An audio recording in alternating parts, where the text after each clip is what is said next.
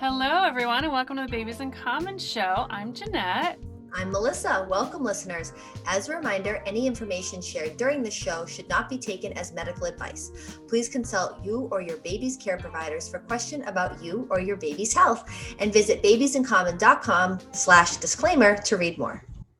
Right, so today is Wednesday, December 16th, 2020. The year is almost over. Phew. Thank God. I'm excited about that. And our guest today, however, for those who have babies, are going to make 2021 a lot easier for communication. Our guest today is Sheryl White. She's a well-known baby sign language instructor in our area in central Massachusetts and MetroWest.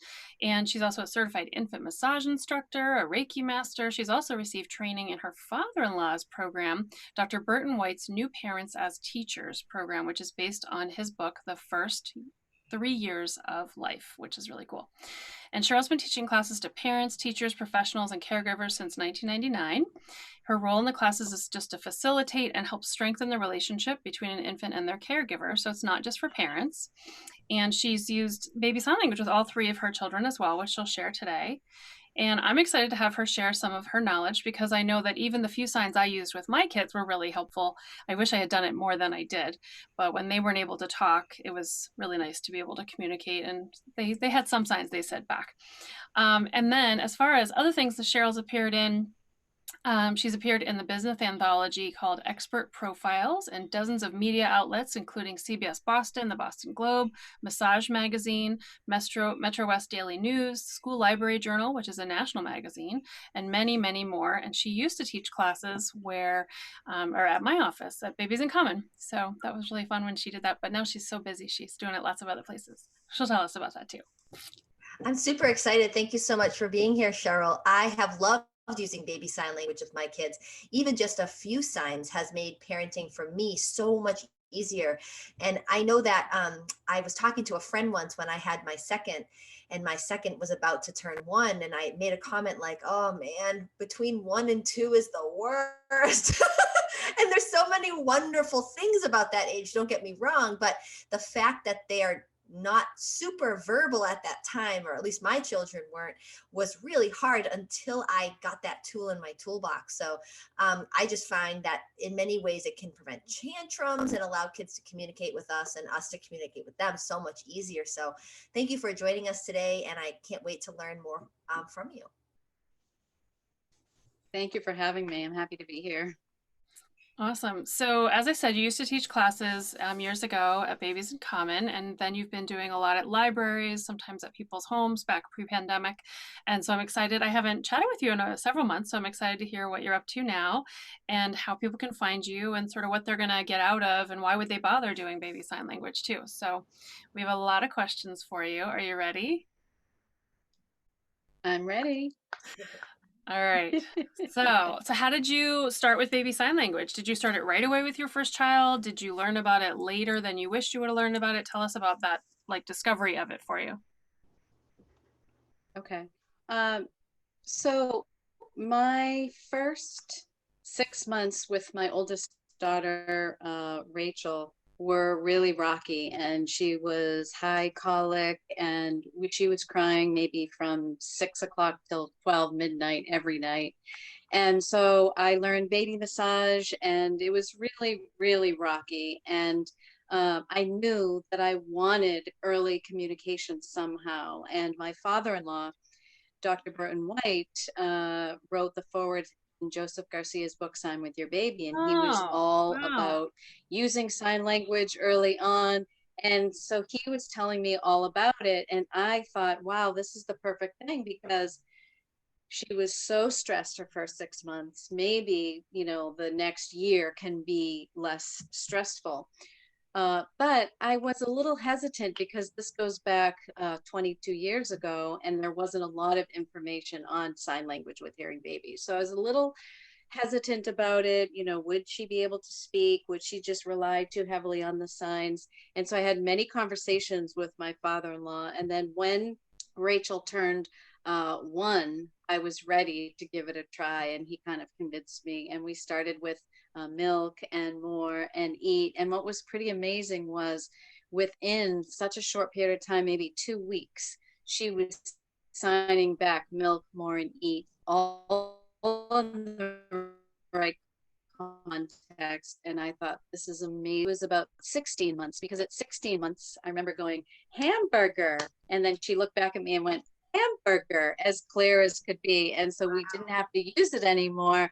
And right shortly after that, she started, talking in sentences, and the language was really came around. But with my second child and my third child, I started signing with them at 2 months old. And that's the age that I recommend starting, from the time the baby is 2 months old, when the visual acuity is there. And yeah, I'm alone in my view on that. I have had that view since 2001. And when I started signing back in 1998, the recommendation was to start signing with your baby around 8 or 9 months old. And so I have my own views on that, and I think it's great to start right away. And I have had clients where it's not a race to see how fast they'll sign back, but I have had clients where we start with their baby signing to them at 2 months old, and at 4 months old they are actually signing. It's not that common, but I do see it. And on average, I would say they're signing back around 7 to 8 months old is when they're signing back. But I like to start right at the beginning, because we know that they're born with intelligence, and they're able to use their eyes, and they're able to look and make associations. And even though we're told that the brain isn't so developed, and I just feel like babies are so underestimated, and that down the road and down the horizon, I just think that there's a good chance that we could learn that maybe they're using their brains in different ways than I don't know. I just think that there's a chance that they're using their brains in a different way than we understand, I guess is what I'm trying to say. Just because of the work that I do, and because of what I see as far as the babies absorbing the information at such a young age. I think, I mean, I am not a baby sign language specialist, nor am I a pediatric specialist. I'm an OB nurse, but as a parent of 3 children, and 3 very different children, one of which was speech delayed and needed early intervention services, which I had a wonderful experience with, I tend to agree. I kind of think that sometimes people can overthink these things. Like, what's the downside to using hand signals with your child? I mean, you do itsy bitsy spider. It's a way to get your kid involved and moving their body and reacting to you and being, I mean, as I can speak from an early intervention standpoint, a lot of developmental specialists are looking at things like, can your child cross over their body with one hand to the other? So, something simple as that might not be related to speech, but if you are signing more to a child at 2 months, I mean, I know I did with my second and third, at least more play and milk and help. Those were like the 4 that I tended to do, just because I already knew them from having my first. And so it just became part of my routine. I wasn't thinking, is this too early to sign? I should not sign with them, because I'm showing them how I move my body. And I mean, I think people can kind of overthink things. I would encourage you to, but I can't start till 8 months. Just seems like, why not? Like, not even scientifically speaking, but like, why can't you start earlier than? Well, also, if you wait till 6 or 8 months to start, you might forget to start then. Yeah. Right? But also, I think it's fascinating to think about how many things we already do that are signs. Like, you wag your finger no, to a small child, or you might like pick up a cup and be like, I'm going to drink now, right? And so there's a cup in your hand, but you're doing the drink motion. You shake your head yes and no. There's so many parents who instinctively, even just for a baby to drink from a bottle, or for nursing, they'll be like, exactly. And there's words we use. We talk to our children for a long time before we expect to talk back to them. So nobody's telling anybody just not speak to your child. That's super Right? Your important. kid's not going to speak till after a year, so don't talk. Right? Like that.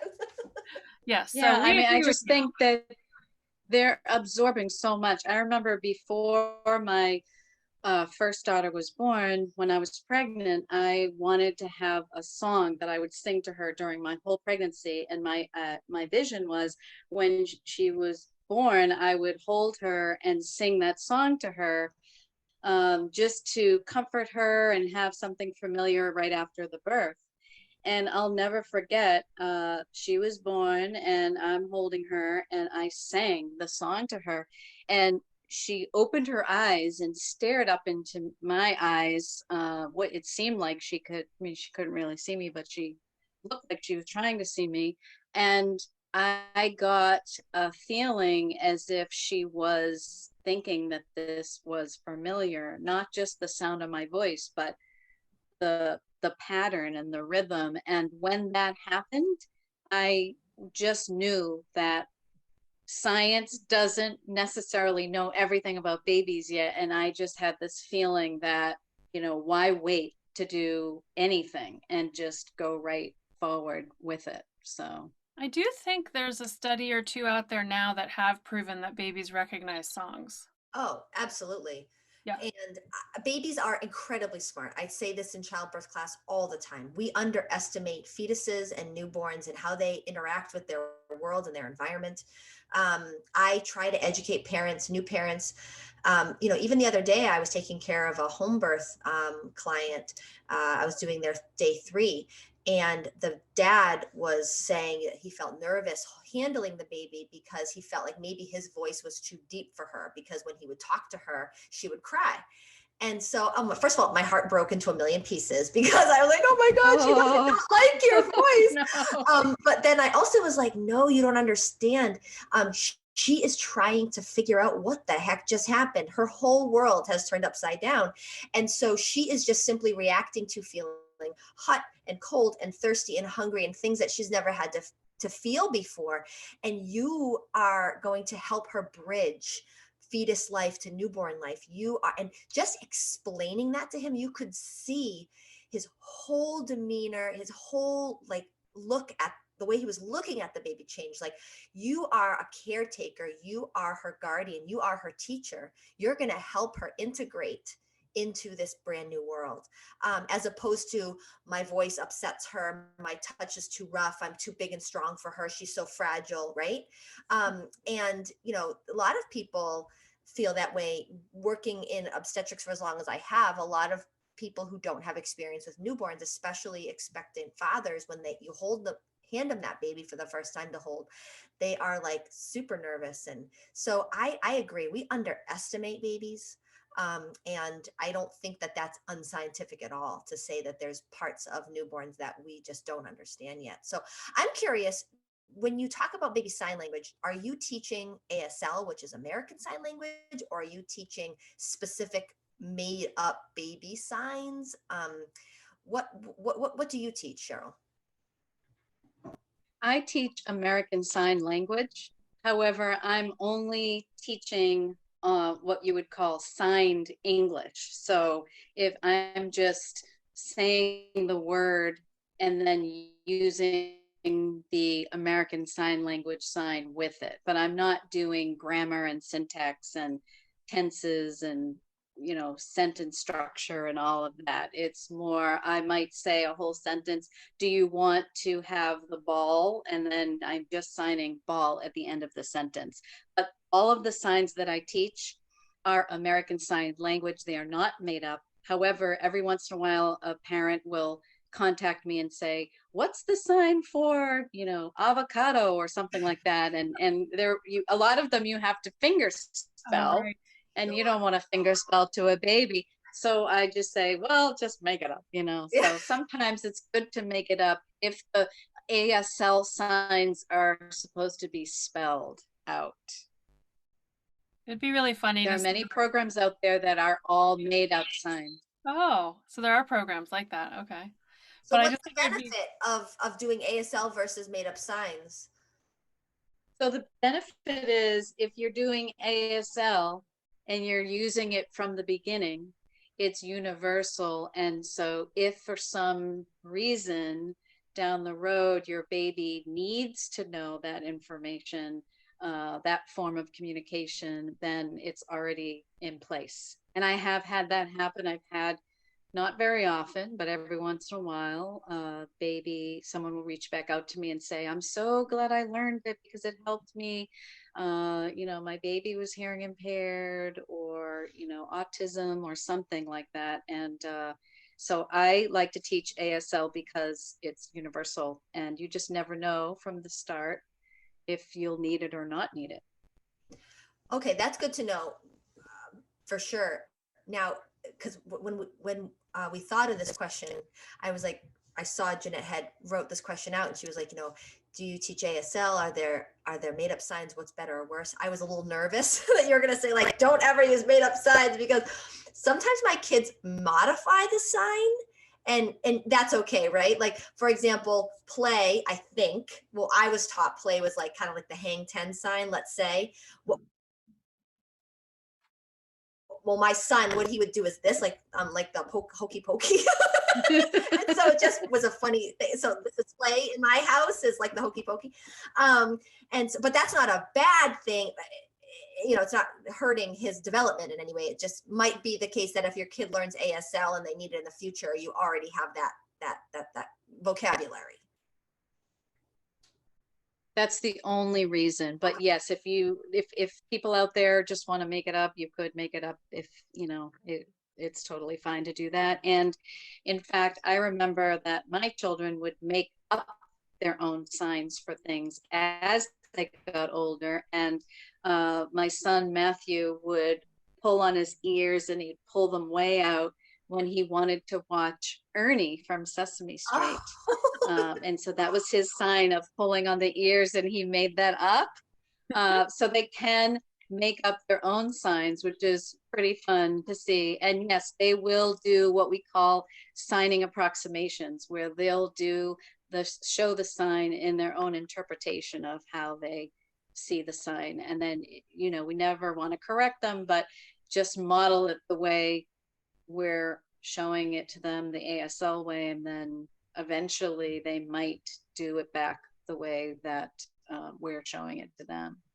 I mean, it's almost like language, right? Like, even, especially, I'm thinking it might be comical in a way for kids who are all learning, for hearing children who are all learning baby sign language, but maybe they're learning a made up word for avocado, and then they're playing with some other similar age child who doesn't know the made up word for avocado. But it's very similar to spoken language. Like, different kids learn different words at different times. So you're going to have kids who can talk, who will say things, and the other kid doesn't understand what they just said either. So that's a great point. I'm thinking, like, those little dolls that it's like the head, a stuffed animal head, like a bear, let's say, and they're attached to a small blanket with like a silky. Yeah. So I've had people call that lovies, yeah, or neenies, or BBs, or, and it's right.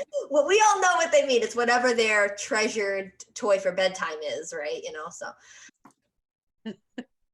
So Sheryl, is there any research on the effect of ASL in regards to accelerating spoken language? Should people be concerned that if they teach their baby to sign that they won't speak? Yes, there was a famous study done by Dr. Kimberly Whaley at the Ohio State University Child Development Lab, and she tracked how much spoken language her kids had in their daycare setting at age 2, 2.5, and 3 years old. And what she discovered was at age 2 years old, the children that had been signed to were speaking with 50 more spoken words. At 2.5, they were speaking as if they were 2 years and 9 months. And at 3 years old, they were speaking one whole year advance as if they were 4 years old. And, so it's a good study, because there are people out there that are concerned, my baby's going to sign and then they're not going to speak. But really the opposite is true. It can accelerate spoken language. And it's been my own experience. And for 20 years with my clients and all the families that I've worked with, all of my experiences are that it accelerates the spoken language, because the babies, they want to be just like us. They want to do what we're doing. And so every time you sign with a baby, you're speaking as well. And so when they can start to gesture, they want to mimic you, and so they will start to make sounds. It's kind of like babies start crawling and we don't get worried, oh, they're crawling, so they're never going to walk. I mean, there are some cases where they end up walking late, but we're excited because they start to crawl and then they pull up to a stand, and then we see how motivated they are, that they stand up and they think, oh, if I could walk, I could put my hands on all these other things, and they want to copy what we're doing. Same thing with the sign language. It gives them a taste of communication, but they want to ultimately be doing what they see all the people around them doing. And so we get excited when they're signing because we know it's one step closer to speaking. What if people are using 2 languages in their house? Yeah, if they're using 2 languages already, the sign language can bridge both languages together. So it makes it less confusing, not more confusing. Oh, yeah, And also, if they're raising, if they're raising with their child bilingual, then sometimes, there can be some kind of a delay with spoken language. And so if they have 2 languages that they're thinking about, and they're able to show gestures, it can really help and reduce frustration. So, one parent or one adult is saying milk, and then the other adult is saying leche, and then the sign of milk bridges both languages together, and it makes it all kind of make sense to them. So the more, in my opinion, the more languages, the better. No, I've even had some parents bring out the French puppet, and so the puppet comes out, and then they talk in French and sign, and so it doesn't even have to be another adult. It can just be if anyone out there has another language that they remember from high school, or even if you just know it a little bit. I think the more languages, the better. So bring out the puppet and have some fun with a different language. Or the French grandmother, like I have, my meme speaks French. So it's funny because she's spoke French to all of us as children, and all of my children. And she's like, they understand, they understand when I speak French. I believe you. I was going to say that intuitively, I am not a neurologist or a psychiatrist or a psychologist, but I mean, there's so much literature on how good it is for a developing brain to hear more than one language. I can't imagine there's any downside to hearing and using hands, right? Like there's so much our brains are so capable of so many things, putting hand motions to language, to hearing, all of your senses, combining them together. That's got to be good, like integrating all of those senses together. So that's interesting too. I hear that a lot with parents, even if they're not talking about sign language, but just talking about other languages to teach their child, that they feel like it would be too confusing if they were going to try to speak 2 languages or even 3 languages, like English, and then maybe each parent has their own language, their own native language. And I'm like, I lived in a West African village where the average number of languages that people spoke there was 3, but many knew 5 languages. Wow. Because there's 70 languages in that one little country the size of, I think, New Mexico. So wow. you kind of need to know, but also just the lineage and the ancestry. A lot of times they're, coupling with people from other languages. So it's around the world, it's not that uncommon, but in the United States, we often are like only English or English and one other language. But to do 3 languages and then even add sign language on, it's just enriching for the brain and for communication. Yes, and Melissa was saying, adding the gesture with the spoken word, it's sensory and it stimulates them in a different way. And that's the beauty of sign languages. If you're just talking to your baby, then they're absorbing the information from what they're hearing, which is great. But then if you add the sign language, they're learning from their visual, what they're seeing, and kinesthetically through movement, through touch, what they're doing. And if you put all of that together, then you're really increasing the chances of them absorbing the brain in a different way. And I've found out only in the last 5 years I've been doing this. So not so much, I don't even know if you know about what I've done with this, Jeanette, but in the last 5 years, I've started to learn that every baby has their own combination of how they like to absorb information. And so babies have taught me a ton. And what they have taught me recently is that they have one style that is their preference. Just like as adults, we have a style that has preference. And so when I'm working with families or even in groups or even on Zoom, over time, maybe 1 or 2 times, I can figure out how is that baby, what is their preference on their learning style. And then once you know that, it makes it so much easier to speak to them using that sense. And of course, the sign language together is a recipe for everything to happen faster. I did not know that, but it's really, as you're talking about that, we talk about adults being kinesthetic learners or auditory learners, or we like to write things. So it makes sense that a human would come out predisposed to having their own way of learning. So that makes sense. Yeah. So maybe next in your career, you're developing some sort of way for parents to evaluate that for their children? I would like to do that because I know exactly how to figure that out, and it would be easy for me to share that with families. And yes, I've been thinking about doing something like that. Can't wait for your book to come out. I know how my kids learn best. My boys learn best by injury. No, I'm kidding. The old baptism by fire, but no, I'm just joking. Sure. So I'm going to take a moment in the middle of our show here to ask everybody who's listening to visit babiesincommon.com/show to view all our previous episodes and share them with your friends and family. And our show is available as a video recording on our website, as well as a podcast on our website, Spotify, and Apple Podcast. So be sure to click the subscribe button on whatever device you have so you can catch all future episodes. And that's right, Jeanette. You wouldn't want to miss a single one. And we hope you take this opportunity to pause right now and hop on over to the Babies in Common Facebook page or Google listing, or even your podcast app, to write a positive review for us today and help us reach more families. And lastly, please visit our website or social media channels to learn more about groups, classes, and other services we offer, as well as plenty of tips and resources to help you rock your birth and thrive as a new parent. Okay, back to our show.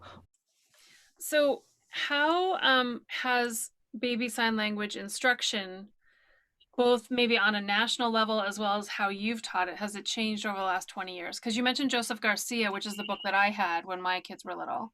So I know he's like one of the people that you can get that resource on infant sign language. But have there been major changes that have happened over the last 20 years?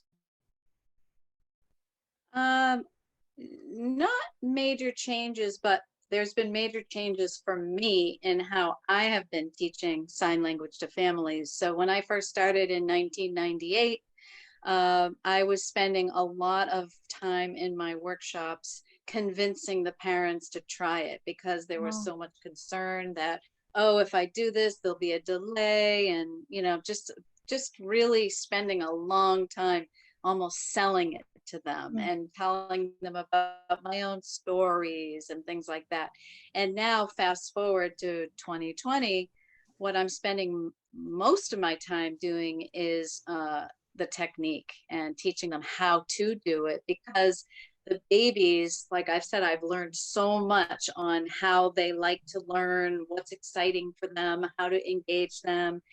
And so a big part is the technique on how to do it, and my tips and tricks, as well as modeling, even on virtually, how to sign with the baby. And so I will sign directly to babies on Zoom.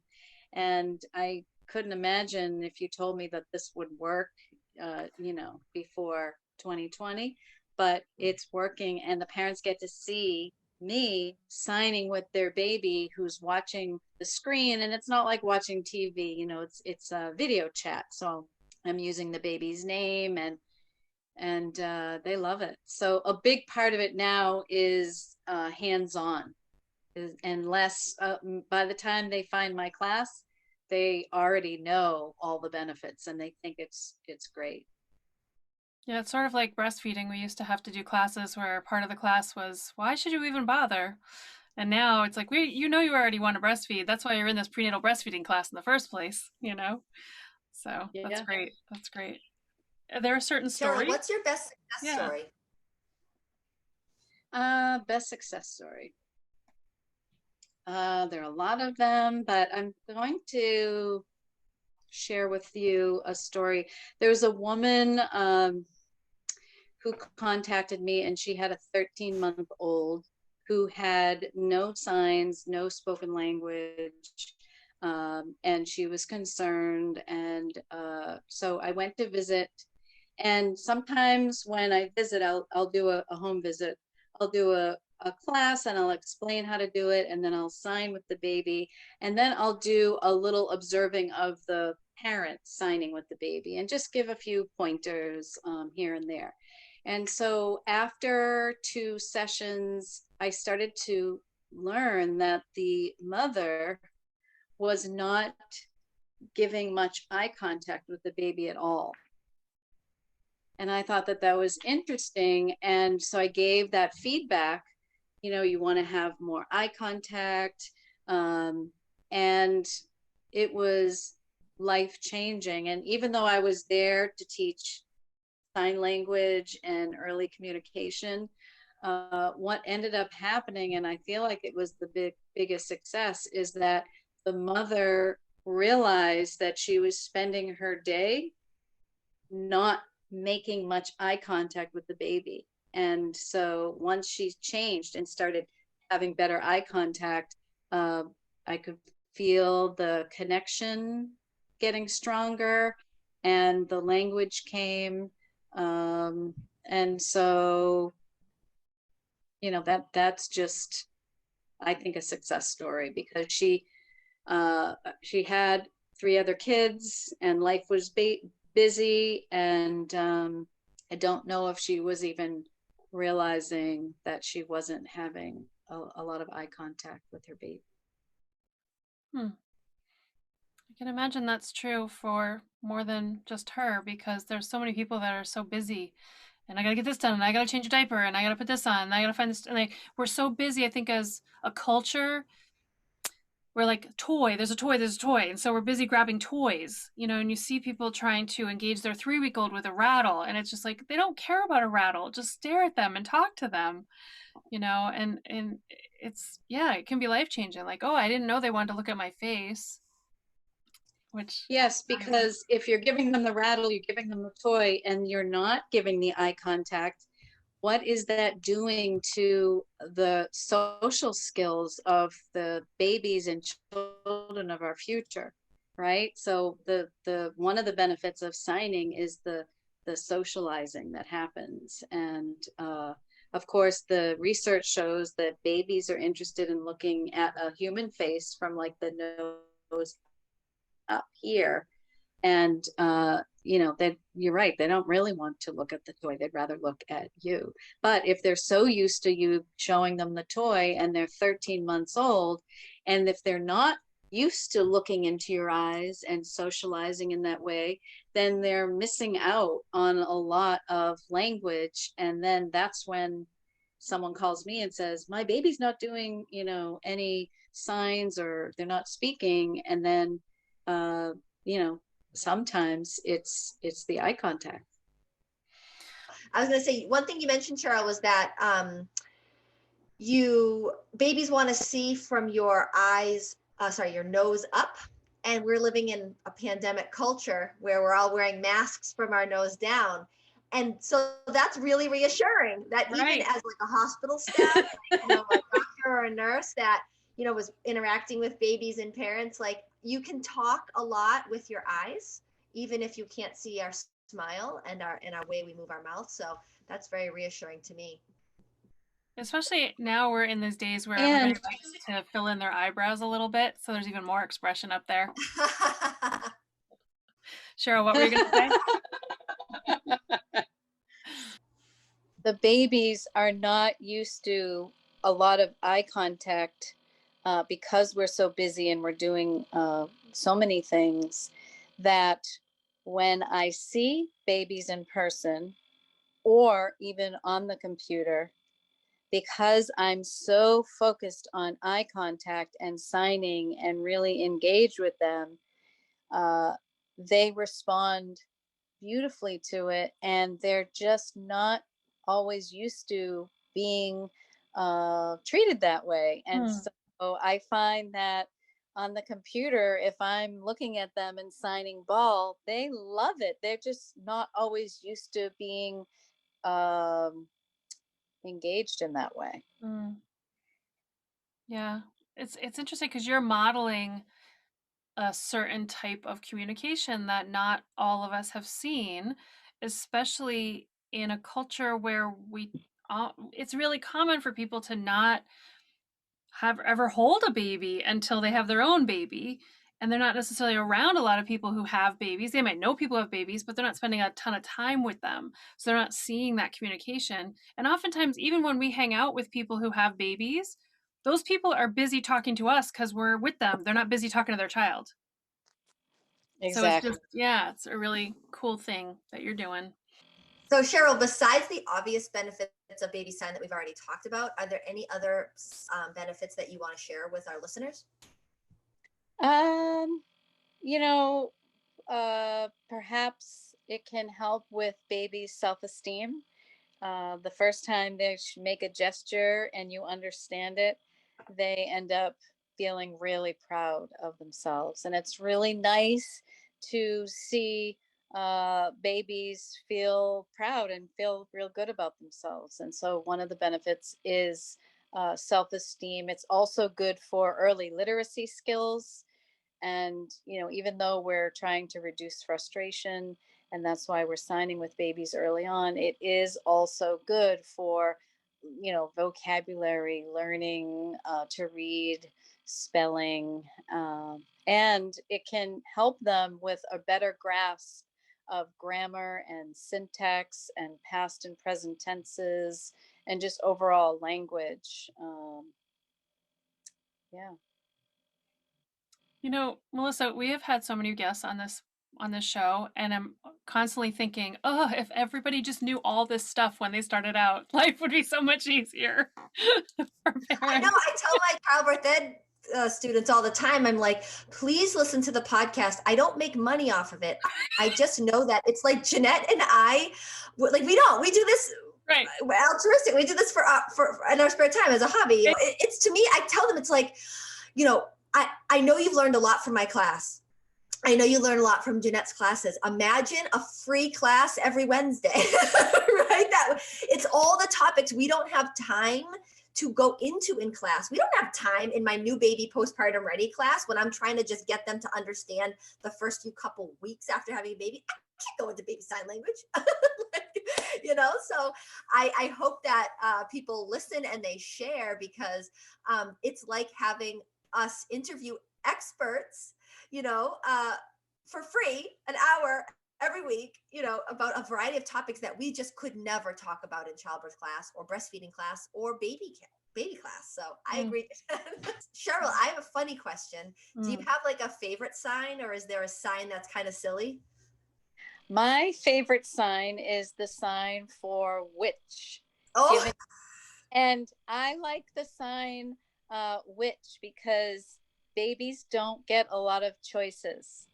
And so I was thinking first, I thought you meant like a witch, like Halloween. No. Because I'm so used which to. one you mean?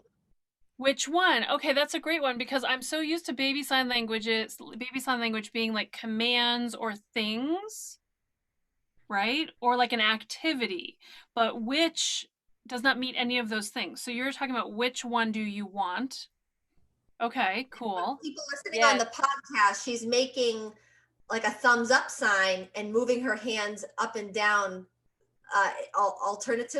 alternatingly, Yeah. right? Oh, I love that. I'm going to use that one with Marcy. Which do you And want? and tell it I interrupted you. What were you saying you like so much about it? Because when a baby is very young, I'd say, even 3, 4 months old, you just go over and you hold two of whatever you have in your hands, maybe two different color balls, or two different books, or two different socks, and you just say, which?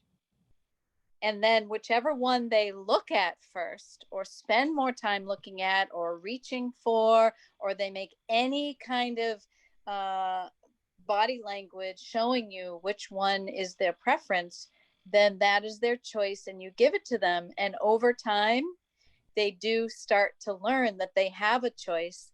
And I love giving babies a choice because, like I said before, they don't have a lot of choices in their world. And it's really helpful when you have maybe a toddler who starts to understand the sign for which.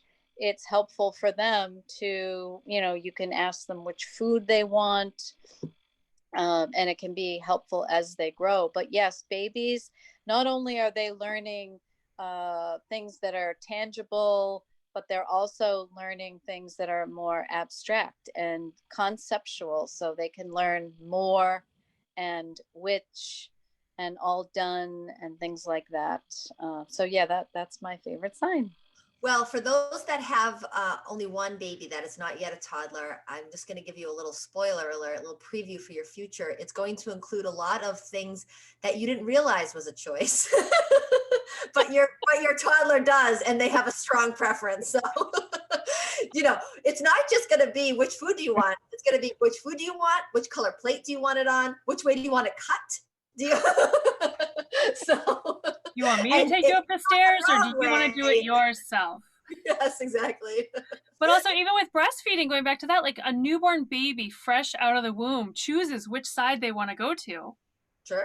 Right? And oftentimes they might finish one side and then indicate to you they're ready for the other side.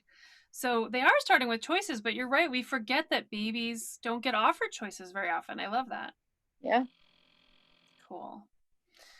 Oh, all right. So what are you up to now? How do people find you? What kind of what's your package? Like not a package, but like what kind of services are you offering? Classes you're offering? How do people find you? I know your website's Baby Needs. I love that, KNEADS, babyneeds.com. But so share a little bit more, like describe what you're doing. A lot of what I'm doing is private work. And so it would be baby massage sessions, sign language sessions. I'm also teaching mindfulness for mothers, mindfulness for children ages 3 to 6 and their caregiver. Oh, wow. Also, this is new, Jeanette. I don't even know if you know that I'm doing this, but a couple of years ago, I started doing a new baby group, and it's an 8-week program that meets weekly. And the focus is on the baby and the baby's development. And it's how to colic holds and massage and sign language and early communication and feeding. And, I touch upon all different parts of a baby's growth, but it's focused really on how to be your baby's first teacher in a way. And it's a little different than, people have moms groups and you have groups for moms, and it's more like self-care and how are you going to get through this, and giving ideas for the moms. This is more, how can we support the baby in the baby's development. That's awesome. Sheryl, I would love to have you back on the show in 2021 to talk about mindfulness for mothers. Okay. I think that, especially in the postpartum time frame, I think that we need a huge mindset adjustment as a culture when it comes to motherhood and fatherhood and new parenthood, and how we approach those little moments in our life. So I hope we get to talk to you again. This has been a wonderful conversation. That would be great. Thank you so much. Yeah, that sounds like a great thing. So I certainly hope people go find you soon. You've got new classes starting up in January, right? Yes, I have about 4 openings left in my baby sign class. It's filling up fast. It's a You're always in such demand. 4 week. I could add another one if Yes. we have interest, but it's every Friday in January from 10:30 to 11, and it is baby sign for ages 5 months and older. And the flow of the class is the beginning, some instruction, and then the middle is me signing directly to the babies, and then the end is more instruction with handouts and learning signs. Uh, and I'm excited about it. Would 16 months old be too old? Because I would love to sign up with Marcy. 16 months is not necessarily too old unless you think it would be too, she wouldn't be interested in sitting and watching at least the 10-minute piece. But the 10-minute piece, when I'm signing directly to the babies in that 10-minute piece, some of the moms will have the baby in like a high chair with a couple of snacks and a little drink there. And so they're watching, it's interactive, and they'll sit for the 10 minutes. But if you think that would not happen for you, then I would say 16 months might be on That the is a old great idea. Cheerios and goldfish crackers go a long way in my house. So I think 10 minutes of, some even virtual interaction when you're really paying attention to a baby and looking them in the eye, even through the camera, I think they can eat it up sometimes. I know my daughter loves to FaceTime with my grandmother during the Yeah. pandemic.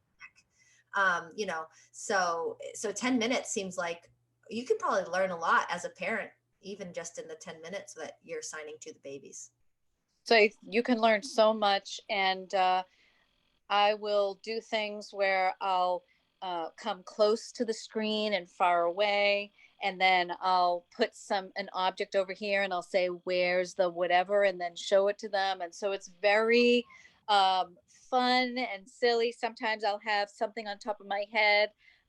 Sometimes I'll put like a little spider on top of my head, and I'll say, "Where's the spider?" and then it falls into my hand. So it's really fun and silly, and parents learn a ton just by watching the show, because it's fun to watch the show, even if you're not a baby.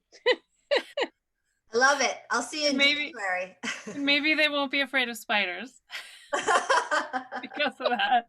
Well, Yeah. it's really cute stuffed animal spider that Okay. doesn't really look, it's purple and green. Okay. It has it looks like a nice sweet spider. Yeah. It's funny that you say that. We had a virtual birth circle last week, and one of the moms was trying to share her birth story, and she has, gosh, I can't even remember how old she is, 11 months or something. Her baby was just really tired and really wanted to go to sleep, and then she nursed her, and that was okay for a few minutes, and then she was really fussy, and she was really trying to get the story out. And I said, hey, if everybody waves their hands, and so there were like eight or nine of us in the group, and so like everybody started waving their hands, and the kid would be like calm looking at the screen, and then she would calm down, and then we'd just listen to the mom tell the story, and then she started to fuss again, and then I started playing peekaboo with the baby, and she was like laughing, and like everybody was taking their turn like doing something for her because she really was responding. It's amazing. Yeah, and one of the things, I have something right here that I want to show you. One of the things that I show on the show virtually, the cute duck, and the duck comes closer. Imagine the baby's loving that, right? Oh my gosh. For those that are listening on the podcast, she's got a absolutely enormous rubber ducky, like Ernie's rubber ducky on Sesame Street. Oh, wow. Thank you so much, Sheryl, for coming on the show. This has been great. I'm sure that parents are going to be able to take away these easy tips to implement right away with their babies. But again, I hope that they will join me in January signing up for your class. I want one of those last 4 spots. And as Jeanette already said, you can find information about Sheryl and her offerings at babyneeds.com. That's baby needs as in kneading bread, KNEADS.com. Awesome. Well, thank you again, Sheryl. It was great to see you again. And for everybody else, we hope you enjoyed today's show. And as always, remember, we are a community. Babies in Common is a community for you because we all have babies in common. Hey, thank you. Yay.